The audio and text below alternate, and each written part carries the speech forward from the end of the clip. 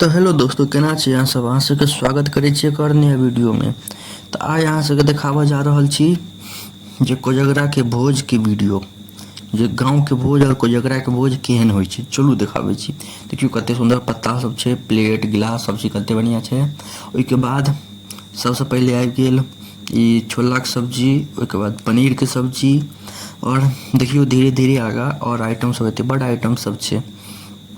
कोजगरा के भोज केहन होइ छै हमर गाँव में से चलू अहाँ सबके देख लियौ आइ, और भोजो कोन हिसाब से होइ छै।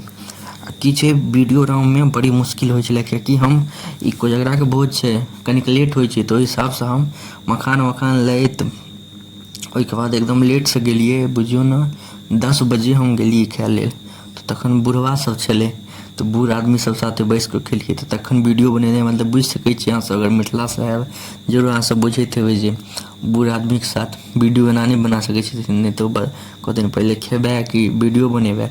तो तेँ बड़ी मुश्किल से वीडियो अहीं सब ले वीडियो बना कऽ सोचलहुँ जे देखा दियै। देखियौ ई छोला के सब्जी, पनीर के सब्जी आबि गेलै। ओइके बाद ई रायता आयल। आब देखियो रायता के बाद टमाटर के चटनी आयत। आगा में लोग सब आबि जाइ छै तऽ अन्हार भऽ जाइत हैत, तऽ कनिक अहाँ सब ओकरा इग्नोर कऽ के चलब। और खाना देखियो कते आइटम सब एतै। अब देखियो टमाटर के चटनी आबि रहल ये। देखियो आबि गेलै टमाटर के चटनी, बड़े सब स्वादिष्ट एकदम लागि रहल ये। गमके एते सुंदर लगे छै खाय में, तो और मजा आबि जेतै। बहुत मस्त खाना सब लागि रहल छै। अब चलू अहाँ सबके पूरा आइटम देखाबै छी, कते आइटम सब छै से। तो देखियो आब कते आइटम सब छै, अहाँ सब वीडियो रोकि कऽ गिन लिअ कते आइटम छै। एतबे नहीं छै, आब एतै एहिके बाद एतै पुलाव। देखियो पुलाव एलै, पुलाव एतै, फिर तड़का एतै, फिर पापड़ एतै। तो पूरी सब्जी खेलू, अखन तक जते खाना खेलू एते स्वादिष्ट छलै अहाँ सबके बता नहीं सकै छी। उमे मोन भऽ गेलै, तृप्त भऽ गेलै। अखन तऽ पुलाव तड़का पापड़ सब बाकिए छै।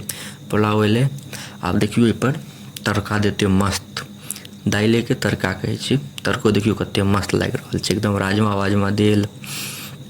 मस्त खाना सब जे बनेने छलै, जे बात छै बहुत बढ़िया खाना बनेल छलै। अब देखियो पापड़ आबि रहल यऽ, अब पापड़ मिलतै।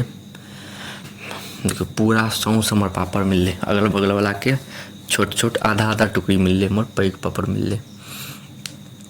तो खाना की कहै छै पुलाव तड़का इहो सब बहुत मस्त खाना बहुत मस्त खाना छलै। एते स्वादिष्ट खाना बता नहीं सकै छी अहाँ सबके। अहाँ सबके बतायब मोबाइल पर केहन लागि रहल यऽ, स्वादिष्ट लागि रहल यऽ कि नहीं। हमरा तो एक नंबर लागल, मोन तृप्त भऽ गेल। हमरा पास शब्द नहीं है अहाँ सबके बताबऽ के लेल, एते बढ़िया खाना छलै। और एतबे नहीं, पुलावे के बाद खत्म नहीं, के बाद मिठाइयो आब एतै। तो वीडियो में बनल रहू लास्ट तक, अहाँ सबके देखाबै छी। तो चलू देखियो अब मिठाई। तो 2 ललका 4 उजरा, इहो सब एते सुंदर एते खास्ता, एकदम मिठासो एकदम लिमिट में नहीं। रसगुल्ला में ज़्यादा मिठास नहीं, गुलाब जामुन में एकदम सब चीज A1 क्लास के, बता नहीं सकै छी अहाँ सबके। आब देखियो खाना पीना भऽ गेलै। ओइके बाद पान लेलू, मिठका पान। फोकसे नहीं भऽ रहल छै, एक सेकंड रुकि जाउ, फोकस करै छी। चलो फोकस भऽ जेतै। तो हे देखियो भऽ गेलै। तो एकदम मिठका पान वाला जर्दा लेलू और मस्त खा लेलू, मजा आबि गेलै। एते देर तक देखऽ के लेल अहाँ सबके धन्यवाद। नीक लागत तऽ लाइक कमेंट शेयर सब्सक्राइब जरूर करब। मिलै छै अगला वीडियो में, तब तक के लिए जय हिंद, धन्यवाद।